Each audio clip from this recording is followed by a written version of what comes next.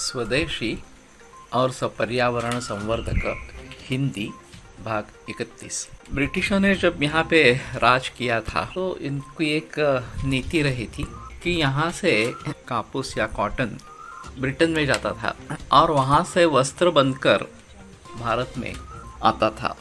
इस प्रकार से कच्चे माल के ऊपर प्रक्रिया करके वो भारत को वापस दे देते थे और उससे मुनाफा कमाते थे। इसलिए यहाँ के जो कारीगर थे, यहाँ जिस प्रकार से वस्त्र बनता था, उन सबको, उन परंपराओं को उन्होंने नष्ट किया। वैसे भी कारीगरी एक भारतीय अच्छी परंपरा रही है।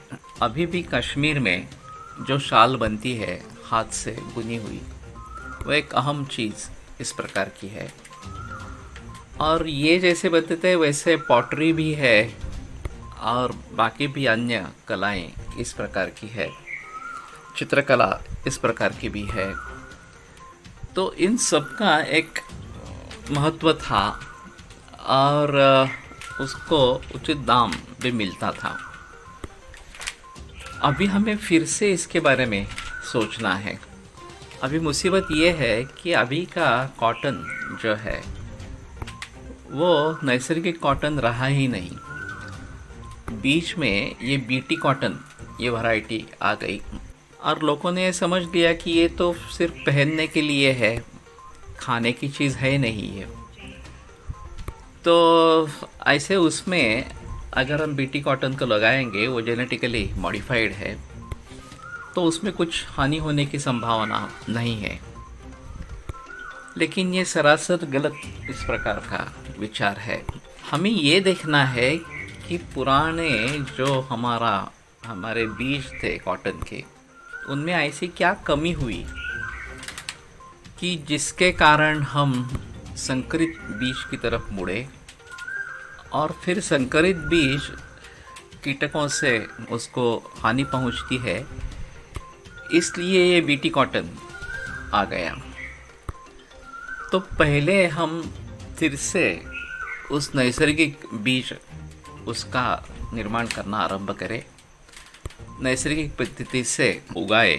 और ये सुभाष पालेकर जी ने सिद्ध भी कर दिया है कि जो समस्या इस हाइब्रिड कॉटन के वजह आ रही थी वो इसमें नहीं आती है।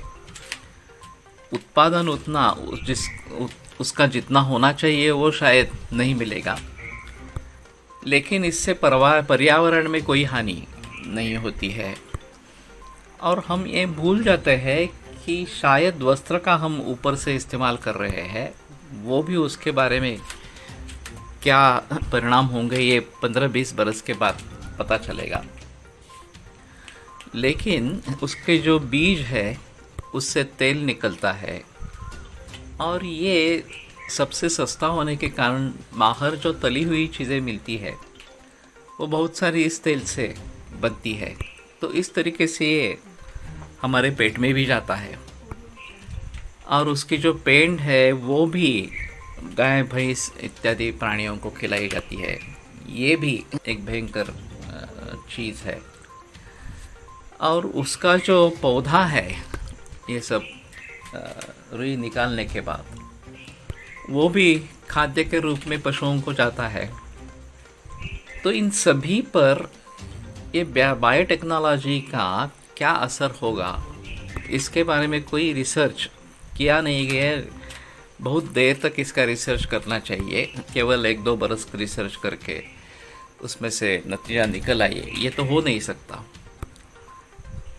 तो हमें सावधानी से इसके बारे में कदम रखने हैं और यही बेहतर है कि हम मूल बीज की तरफ जाएं और फिर उस प्रकार के कॉटन का निर्माण करें और यहीं पे उसका वस्त्र बना के, अभी तो वस्त्र तो बनता है भारत में, वो अलग चीज़ है, और उसकी कारीगरी वगैरह जो है उसको प्रोत्साहन अगर मिले तो ये नैसर्गिक और पर्यावरण संवर्धक इस प्रकार का स्वदेशी होगा।